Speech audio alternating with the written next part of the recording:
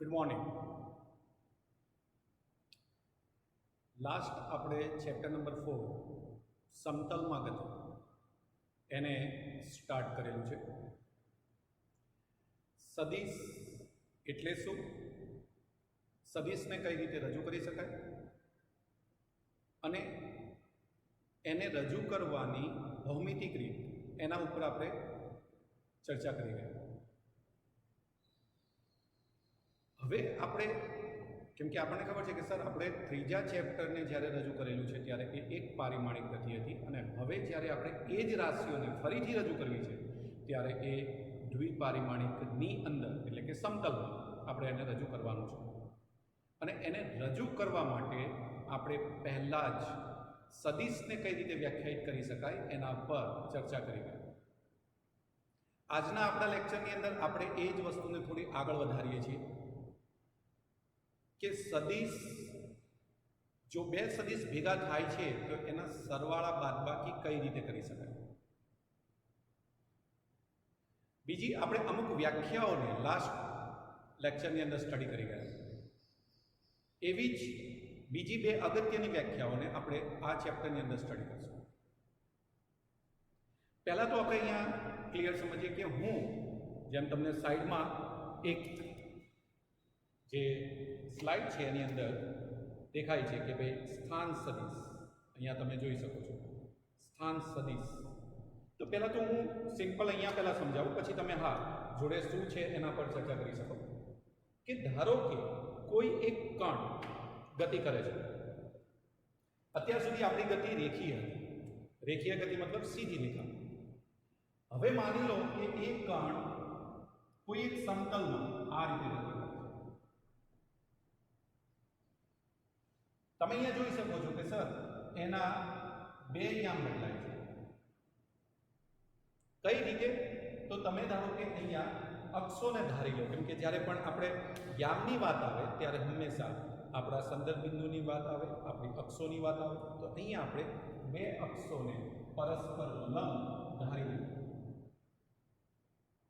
ધારો કે આ આપણી એક અક્ષ અને એને લંબ આ આપણી બીજી અક્ષ. નોર્મલી બંને અક્ષ જ્યાં ભેગી થાય છે એને ઉગમ બિંદુ. મોટાભાગે આપણું ઉગમ બિંદુ એ જ આપણું સંદર્ભ બિંદુ હશે. હવે અહીંયા આ જે અક્ષ છે એક્સ અક્ષ, મોટાભાગે એક્સ અક્ષને સમક્ષિતિજ અક્ષ કહેવાય. એટલે અહીંયા આપણને આ પણ ખબર હોવી જોઈએ કે સર આને સમક્ષિતિજ અક્ષ એવું પણ કહેવાય.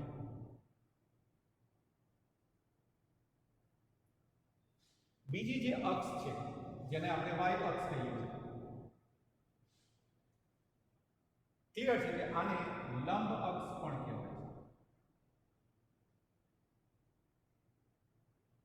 ચલો આપણી પાસે બે અક્ષ હોય, આ રસ્તો છે કણનો પથ. હવે મારે અહીંયા બે વસ્તુને રજૂ કરવી છે. એક છે સ્થાન સદિશ અને બીજું જે છે સ્થાનાંતર સદિશ. કેમ કે આપણને ખબર છે કે સર હવે આપણે બંનેને રજૂ તો કરવું જ પડશે. હંમેશા આપણે જ્યારે એક પારિમાણિક ગતિમાં આપણે વાત કરતા તો આપણું સ્થાન એટલે શું, તો ઉગમ બિંદુની સાપેક્ષે આપણે જે જગ્યાએ છે એ આપણું સ્થાન કહેવાય. માની લો કે અહીંયા કોઈ એક t1 સમય કણ આ સ્થાને છે, તો આનો સ્થાન સદિશ કયો? તો ક્લિયર છે કે ઉગમ બિંદુની સાપેક્ષે આને આપણે ધ્યાનમાં લેવાનું. એટલે અહીંથી p ને જોડતી રેખા લેવાની. આ જે OP છે એ OP કોઈ એક t1 સમય કણનું સ્થાન આપે છે. સ્થાન સદિશને નોર્મલી આપણે r થી રજૂ કરશું. એટલે આને આપણે ધારો કે t1 સમયે છે તો એને સ્થાન સદિશને આપણે r1 થી રજૂ કરીએ. એટલે મારે આને લખવું હોય તો સ્થાન સદિશ r1 પણ કહેવાય અથવા આને OP સદિશ પણ કહેવાય. બંને રીતે એને રજૂ કરી શકાય. ચલો બહુ સિમ્પલ. ધારો કે કણ અહીંયા પહોંચે છે કોઈ એક t2 સમય, બીજો કોઈ એક સમય છે જ્યારે કણ ગતિ કરીને કોઈ બીજા સ્થાને પહોંચે છે. ધારો કે આ q છે, તો આનો સ્થાન સદિશ એટલે O ની સાપેક્ષે એટલે કે O અને Q આ બંનેને જોઈન કરતો જ્યાં આપણે આ રેખા જાય ત્યાં આપણે એને લઈ લઈએ.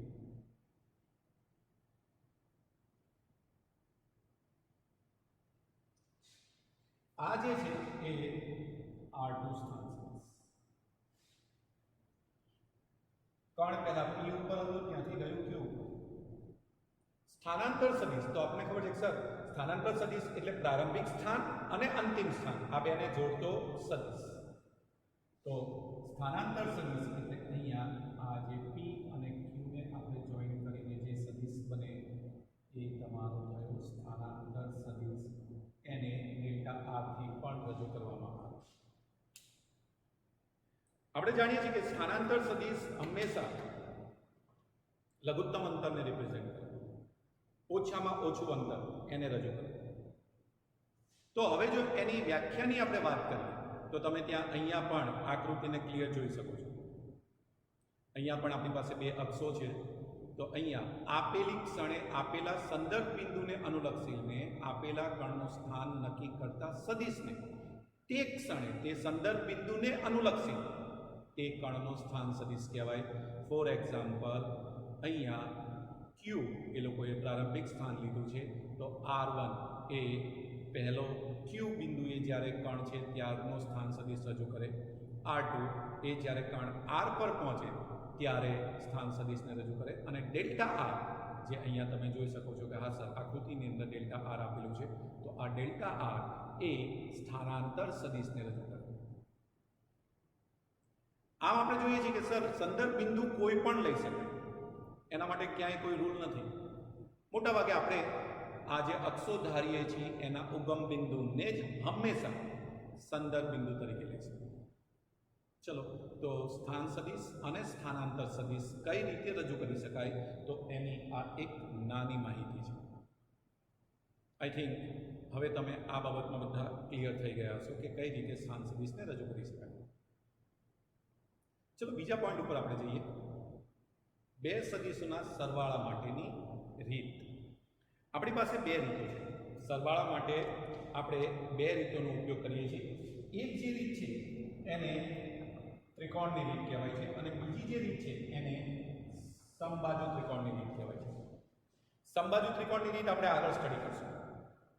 પણ ત્રિકોણની રીતને કઈ રીતે રજૂ કરી શકાય તો તમે અહીંયા આકૃતિની અંદર જોવો છો કે સર તમને બે સદિશ આપેલા છે. એક છે સદિશ A અને બીજો છે સદિશ B.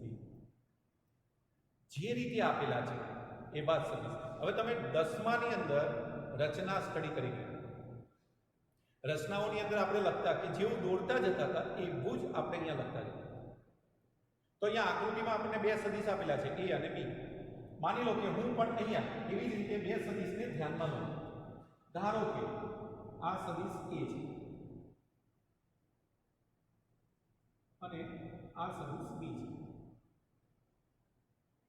તમને કહેવામાં આવ્યું કે સદિશ A અને સદિશ B આ બેનો સરવાળો.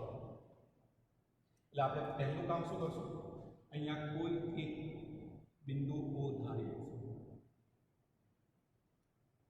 હવે આ O માંથી સદિશ A ની દિશામાં હોય તેવું અને તેના મૂલ્ય જેટલો જ એક સદિશ OP દો. એટલે અહીંયા આની જેટલી લંબાઈ છે, ધારો કે અહીંયા હું માની લઉં કે એક વેટ જેટલી લંબાઈ છે તો અહીંયા હું એક વેટ જેટલી લંબાઈ લઉં એટલે અહીંયા આ એની દિશા તમે જુઓ છો કે સર સમક્ષિતિજ દિશા છે. તો અહીંયા આપણે એક એવો જ સદિશ લીધો કે જે A ની દિશામાં છે અને A જેટલું મૂલ્ય ધરાવે છે. તો આ જે OP સદિશ છે એ સદિશ A ને જ રજૂ કરે. ચલો સદિશ A રજૂ થયો. આપણને ખબર છે સર આને સમાન સદિશ જ કહેવાય. OP એ જ છે.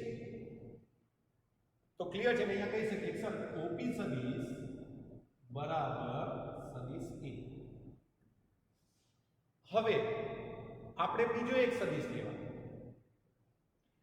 બીજો સદિશ એવી રીતે લેવાનો કે એની પૂછ એ P બિંદુ પર આવે. એટલે કે પહેલા સદિશના શીર્ષ પર. એટલે હવે આપણે બીજો એક સદિશ એવો લઈએ કે જે બી ની દિશામાં હોય. હવે યાદ રાખજો, બીજી દિશામાંનો મતલબ કે આને સમાંતર સદિશ અહીંયા આપણે લેવું. અને બીજું આના મૂલ્ય જેટલો, એટલે આનું જે મૂલ્ય છે એટલું જ મૂલ્ય અહીંયા હોવું જોઈએ. ચલો આપણે બી ની દિશામાંનો એના જેટલા જ મૂલ્યનો એક સદિશ લીધો અને એ સદિશની પૂછને પહેલા સદિશના શીર્ષ ઉપર લગાવી દીધો. તો PQ સદિશ એ કોને રજૂ કરે? બી. ચલો ક્લિયર બધાને? કઈ રીતે રિપ્રેઝેન્ટ કરવાનું છે? ત્રિકોણની રીતની અંદર જે સદિશ આપેલા હોય એ સદિશને આ રીતે સરવાળામાં લઈ શકાય. પહેલા કોઈ એક સદિશ લેવાનો છે જે તમને અંદર રકમમાં આપેલો જ હશે. એની જ દિશામાં આપણે એક સદિશ દોરવાનો OP જે એ સદિશને રિપ્રેઝેન્ટ કરે.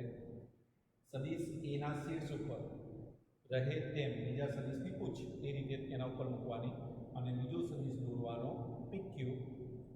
હવે શું કરવાનું તમારે?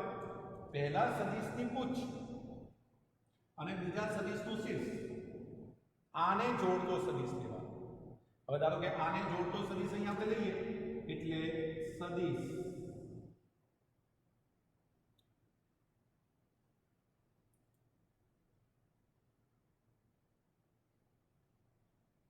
OQ. તો O થી Q તરફનો સદિશ છે. તમે જો દિશા આપણે આ બાજુ, એટલે આ જે સદિશ છે OQ એ A + B ને રજૂ કરે. ચલો આના પરથી આપણે કહી શકીએ કે સર સદિશ OP + સદિશ PQ બરાબર સદિશ OQ. બીજી વસ્તુ એ પણ યાદ રાખવાનું કે અહીંયા સદિશ A નું મૂલ્ય ધારો કે આપણે લઈએ તો માનાંક A, સદિશ B નું મૂલ્ય લઈએ તો માનાંક B અને સદિશ OQ એનું મૂલ્ય આપણે લઈએ તો માનાંકમાં A + B. યાદ રાખજો, જ્યારે પણ આપણે આ બેનો સરવાળો કરીએ તો જરૂરી નથી કે A + B બરાબર માનાંક A + માનાંક B થાય. અહીંયા સાદો સરવાળો નથી અને સાદો સરવાળો નથી એટલે મોટા ભાગે અહીંયા જે તમને વેલ્યુ મળે ને એ વેલ્યુ હંમેશા <= ક્યારેય તે એના કરતાં મોટી વેલ્યુ મળે નહીં. તો આ એનું વ્યાપક સૂત્ર છે અને તમે જોઈ શકો છો કે તમને એ જ વ્યાપક સૂત્ર ત્યાં આપેલું છે કે માનાંક A + B બરાબર <= માનાંક A + માનાંક B. મતલબ કે આપણે આ બેનો સમન્વય કરેલો છે. આ પહેલું A + B પણ થાય. હા, એ ક્યારે થાય? જ્યારે A અને B એક જ દિશામાં અથવા એના કરતાં ઓછી વેલ્યુ થાય.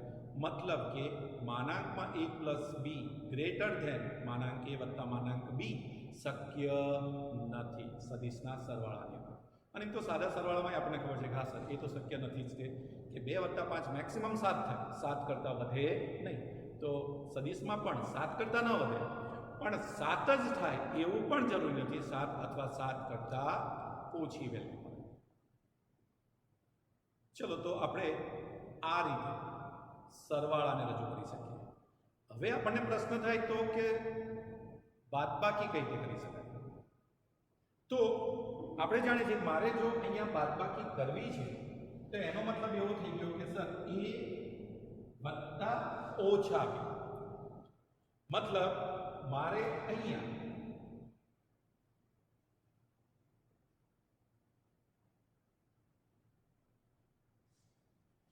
આને જ મારે લખવું હોય તો આવું લખાય A - B. હવે પહેલા આપણે એક નાની વસ્તુ સમજી લઈએ કે ધારો કે કોઈ એક સદિશ આપેલું છે. ધારો કે સદિશ A છે અને એનું મૂલ્ય 2 એકમ છે. જો આ સદિશને 5 વડે ગુણવામાં આવે તો આપણને ખબર છે સર 5 દુને 10 થાય, મતલબ કે જો આને કોઈ એક અદિશ વડે ગુણાકાર કરીએ તો સદિશની દિશા બદલાતી નથી, પણ તેનું મૂલ્ય 5 ગણું થઈ જાય જો 5 વડે ગુણાકાર કરીએ તો. એટલે કે આ દિશામાંનો સદિશ પણ એનું મૂલ્ય સીધું 10 એકમ થઈ જશે. તો આપણે રૂલ્સ શું યાદ રાખવાનું છે? કોઈ પણ સદિશ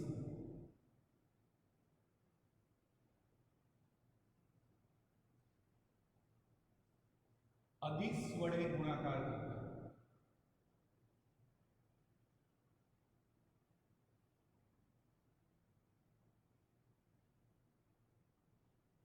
તેનું મૂલ્ય આપેલ અદિશ સંખ્યા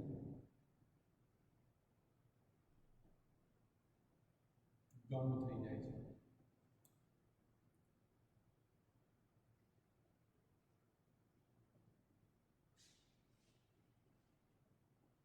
હવે બીજો પોઈન્ટ કે ચલો અદિશ સંખ્યા ગણું થઈ જાય છે, હવે વાત આવે દિશાની. તો આમાં આપણે જોયું કે સર દિશા તો એની એ છે, પણ જો હું આને -5 વડે ગુણું તો આપણો સદિશ તો એનો એ જ છે 2 એકમ, પણ જો -5 વડે ગુણું તો આપણને ખબર સર અદિશ ગણું થઈ જાય, જે અદિશ સંખ્યા વડે ગુણાકાર કરીએ તે.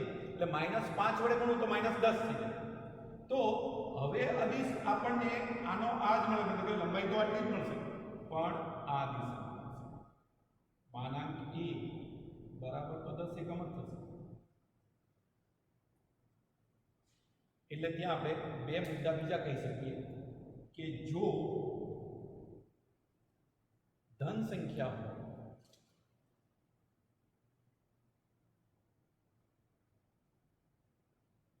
તો દિશા ન બદલે,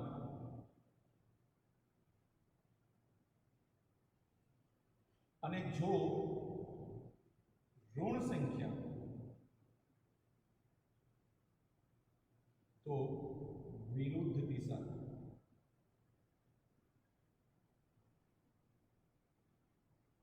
પરિણામી સદિશ.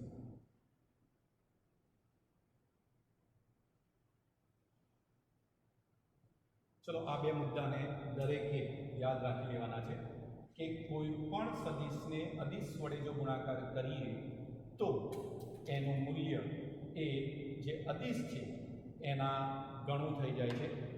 ત્યાં પાછા બે મુદ્દા યાદ રાખવાના કે જો ધન સંખ્યા છે તો દિશા ન બદલાય, અને જો ઋણ સંખ્યા છે તો એની દિશા વિરુદ્ધ થઈ જાય. ચલો આ મુદ્દામાં બધા ક્લિયર થઈ ગયા કે હા સર આ રીતે ચલો સદિશની અંદર એની ઇફેક્ટ આવશે. હવે આપણે વાત કરીએ કે આ મુદ્દાને આપણે કેમ અહીંયા રજૂ કર્યો. તો એનું એક જ કારણ છે કે હવે આપણે ધારો કે આ બી છે સદિશ બી, એના -1 વડે ગુણો તો આપણને ખબર છે કે સર -1 વડે ગુણતા આની વિરુદ્ધનો સદિશ મળે, આ દિશા.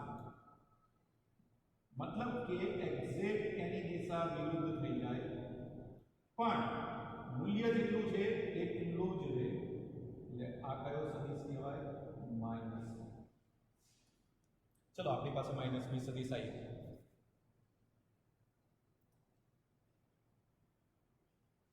હવે આપણે શું કરવાનું છે? તો ફરીથી જે સરવાળાની છે જ સદિશ a ની દિશામાંનો સદિશ OP દોરો કે જેનું મૂલ્ય સદિશ a જેટલું જ હોય અને એમની જ દિશામાં, એટલે OP સદિશ અને a સદિશ સમાન સદિશ છે.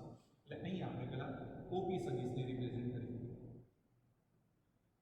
ચલો આ OP સદિશ એ સદિશ a ને જ રજૂ કરે છે. હવે OP સદિશના શીર્ષ ઉપર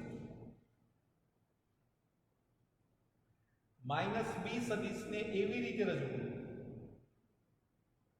કે તેના જ મૂલ્યને રજૂ કરતો સદિશ ત્યાં આવે અને -b ની દિશામાં હોય. એટલે -b ની દિશામાં હોય એવો જ અહીંયા આપણે PQ સદિશ. તો તમે જુઓ છો -b ની દિશામાં આ સદિશને આપણે રિપ્રેઝેન્ટ કરવાનું. તો PQ સદિશ એ માઇનસ બી સદિશને રજૂ કરે છે. હવે તમે બંને જેમ પેલામાં કર્યું એમ જ કે હવે તમે પહેલાની પૂછ અને બીજાના શીર્ષને જોડતો સદિશ લઈ લો. તો આ જે ઓક્યુ સદિશ છે એ ઓક્યુ સદિશ એ આ બે સદિશનો સરવાળો છે. એને લખવું હોય તો આવું લખાય a પ્લસ માઇનસ બી આપણને મળશે a માઇનસ બી. ચલો આઈ થિંક બંનેમાં ક્લિયર થઈ ગયા કે એનો સરવાળો કઈ રીતે કરી શકાય, એની બાદબાકી કઈ રીતે કરી શકાય. તો બે સદિશના સરવાળા બાદબાકી એકદમ સહેલી મેથડ જ છે. આપણે આ મેથડનો ક્યાંય ઉપયોગ નથી જ કરવાનો, પણ યસ એકવાર આપણે થિયોરિટિકલી એને સમજવાનું છે કે ગ્રાફિકલ પ્રેઝન્ટેશન હોય તો એને ગ્રાફિકલ કઈ રીતે રજૂ કરી શકાય. નેક્સ્ટ પોઈન્ટ જે આપણો છે એ આપણે જોઈએ તો શૂન્ય સદિશ અને શૂન્યેતર સદિશ. જેમ મેં તમને કીધું કે આપણી પાસે બે વ્યાખ્યાઓ છે, આપણે યાદ રાખવી છે. તો પહેલા તો શૂન્ય સદિશ કોને કહેવાય? તો આપણને ખબર છે કે સર હવે આપણે સમજી ગયા કે જો હું a માં માઇનસ a ઉમેરું તો a માઇનસ a આપણને ખબર છે સર 0 થઈ જાય, પણ આને 0 ન લખાય. આને o ની ઉપર તીરની નિશાન અથવા શૂન્યની ઉપર તીરની નિશાન, આને શૂન્ય સદિશ કહેવાય છે. કઈ રીતે મેળવાય? તો તમે કોઈ એક સદિશ a લો, તો આપણે સદિશ a લીધો OP. હવે OP ના શીર્ષ ઉપર સદિશ માઇનસ a એવી રીતે મૂકો કે અહીંથી એ સ્ટાર્ટ થાય અને માઇનસ a ની દિશામાંનો સદિશ PQ દોરો. એટલે હવે આપણે ધારો કે PQ દોરીએ તો આપણને ખબર છે સર PQ આ દિશામાં આવશે,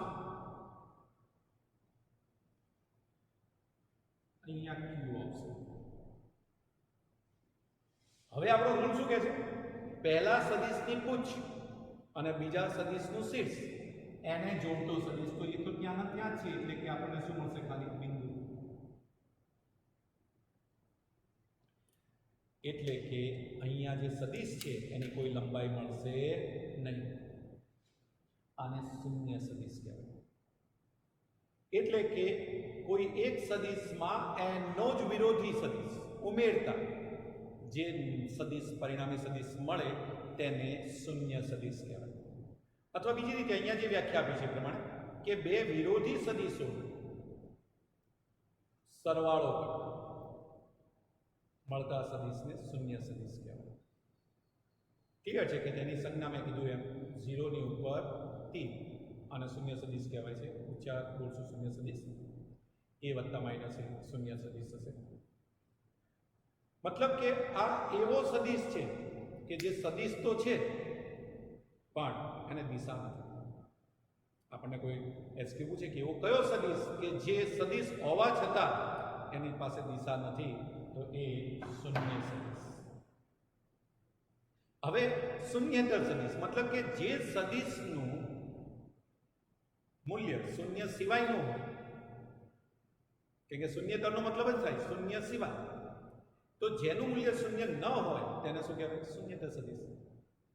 ક્લિયર છે કે શૂન્યેતર સદિશનું મૂલ્ય હંમેશા ધન જ હોય. આમે તે સદિશનું મૂલ્ય ઋણ ન હોઈ શકે. યાદ રાખજો, સદિશની દિશા ઋણ હોઈ શકે, સદિશનું મૂલ્ય હંમેશા ધન. ચલો ઓકે, નેક્સ્ટ એક જે વ્યાખ્યા આપણે સ્ટડી કરવી છે એકમ સદિશ. જો બહુ સિમ્પલ એકમ સદિશને આપણે વ્યાખ્યાની રીતે, અને યાદ રાખજો આ સૌથી અગત્યનો મુદ્દો છે એટલે આને કમ્પ્લીટ મગજમાં ફિટ કરજો કે કોઈ પણ સદિશનું મૂલ્ય જો 1 એકમ થાય તો તેને એકમ સદિશ કહેવાય. એટલે કે એકમ સદિશને રજૂ કરવા, જેમ કે મારે સદિશ a નો એકમ સદિશ આને રજૂ કરવો છે તો પહેલું તમારે યાદ રાખવાનું કે એના માટે આપણે જે નોટેશન અહીંયા યુઝ કરશું u a કેપ. ઉપર મેં એક આવી નિશાની, આ જે નિશાની છે આને કેપ બોલાય, એને કેરેટ બોલાય, એને હેટ બોલાય. તમે મોટાભાગે હું યુએ કેપ જ બોલીશ, ટોપી જેને આપણે બોલીએ છીએ. તો અહીંયા એને કેપથી રિપ્રેઝેન્ટ કરવામાં આવે.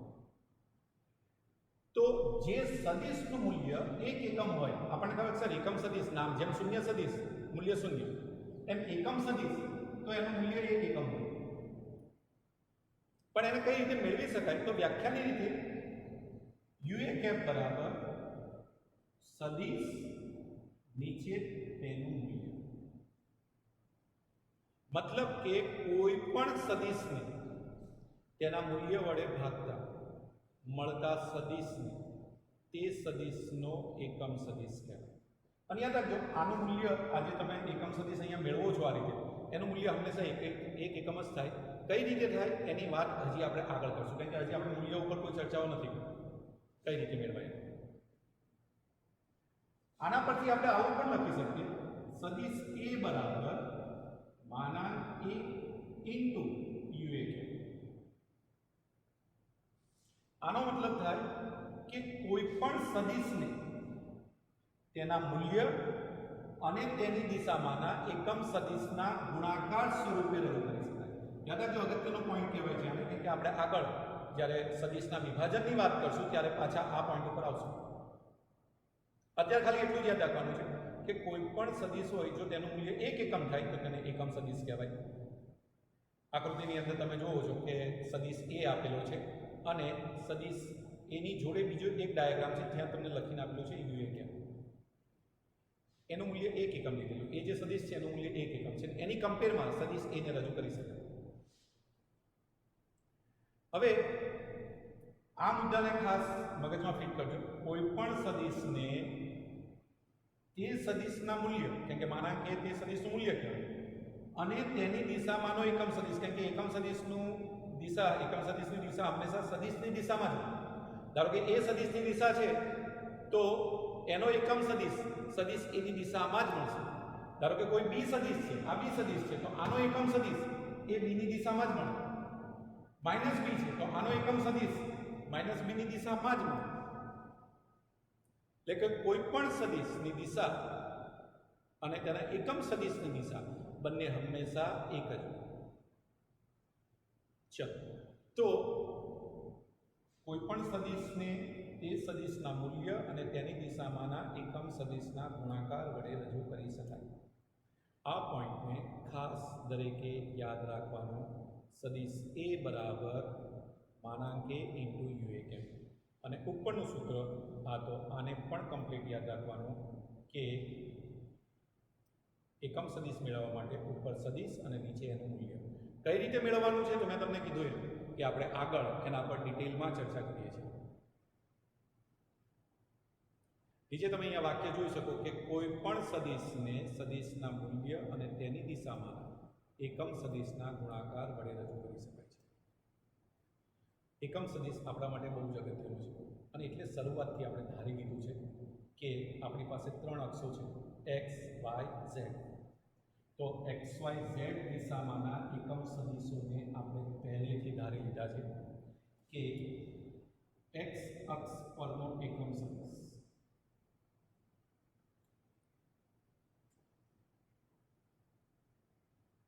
મોટાભાગે હું એક્સ અક્ષ લખું એટલે ધન એક્સ અક્ષ, તો એને આઈ કેપથી રજૂ કરાય છે. વાય અક્ષ પરનો એકમ સદિશ એને જે કેપથી રજૂ કરાય છે અને ઝેડ અક્ષ પરનો એકમ સદિશ તેને કે કેપથી રજૂ કરાય છે. એટલે કે I cap, J cap, K cap આ એકમ સદિશ છે અક્ષો પરના. કેમ? કારણ કે આપણે અક્ષોને અનુલક્ષીને જ વાત કરશું અને માટે ધન એક્સ અક્ષની દિશામાંનો એકમ સદિશ આઈ કેપ, ધન વાય અક્ષની દિશામાંનો એકમ સદિશ જે કેપ, ધન ઝેડ અક્ષની દિશામાંનો એકમ સદિશ કે કેપ.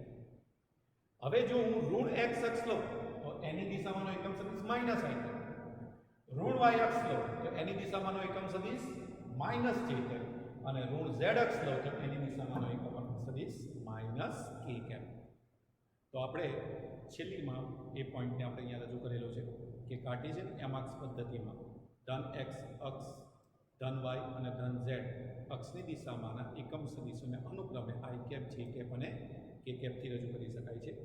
અને એ જ રીતે માઇનસ એક્સ અક્ષ માઇનસ વાય અક્ષ અને માઇનસ ઝેડ અક્ષની દિશામાંના એકમ સદિશો અનુક્રમે minus I cap minus J cap અને માઇનસ કે કેપથી રજૂ કરી શકાય છે. તો એકમ સદિશનું ખાસ મહત્વ એ છે કે આપણે જ્યારે કોઈ પણ સદિશની રજૂઆત કરશું તો હંમેશા તે એકમ સદિશના ફોર્મમાં રજૂ થતો હશે અને માટે આને કમ્પ્લીટ સારી રીતે વ્યાખ્યાને યાદ રાખવાનું, સૂત્રને યાદ રાખવાનું. એટલે કે નેક્સ્ટ લેક્ચરમાં આપણે પાછા સદિશના વિભાજનની જ્યારે વાત કરશું ત્યારે પાછા આ સદિશોને ધ્યાનમાં આપણે લેવાનું. આપણી જે બીજી મેથડ છે કે સરવાળાની આપણી પાસે આમ બે રીતો છે. એક ભૌમિતિક રીત, આજે વાત કરીએ આજે આપણે એ ભૌમિતિક રીત હતી. ભૌમિતિક રીતમાં બે છે પાછી, જેમાં સમાંતર બાજુ ચતુષ્કોણની રીતને આપણે આગળ હજી પાછા સ્ટડી કરીએ છીએ. બીજી જે રીત છે એને બૈજિક રીત કહેવાય છે, જેમાં આપણે સૂત્રોની મદદથી એને કેલ્ક્યુલેટ કરશું. તો એને આપણે નેક્સ્ટ લેક્ચરમાં જ્યારે સ્ટડી કરશું ત્યારે આ પાછા એકમ સદિશો ત્યાં હાઇલાઇટ થશે. એટલે એકમ સદિશોને શાંતિથી સારી રીતે સમજી લઈશું. બુકની અંદર અત્યાર સુધીનો જે ટોપિક છે ત્યાં સુધી બધાએ રીડિંગ કરી લેવાનું છે, જેથી કરીને નેક્સ્ટ પોઈન્ટની અંદર ક્યાંય આપણને તકલીફ ન પડે. Thank you.